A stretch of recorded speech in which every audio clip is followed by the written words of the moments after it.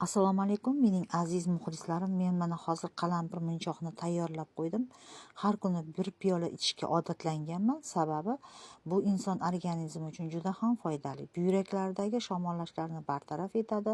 Jigarlarni agar yog' bosgan bo'lsa, jigardagi yog'larni eritadi. O't qopini hazm qilish jarayonini yaxshilab, o't qopini tozalab beradi. Va revmatizm kasallariga ham juda ham foydali. Ayniqsa tez semirib ketgan va semiz odamlarni juda ham tez ozdiradi va yog'larni eritadi. Kimlarga ichish mumkin emas?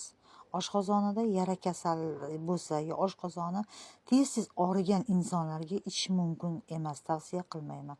Davleniyasi, qon bosimi bor insonlarga. Agar kimda qoni quyuq bo'lsa,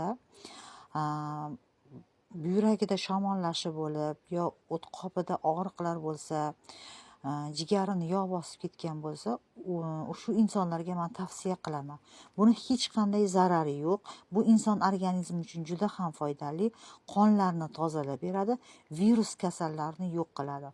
Men kimga tavsiya etmayman? Homilador insonlarga tavsiya etmayman.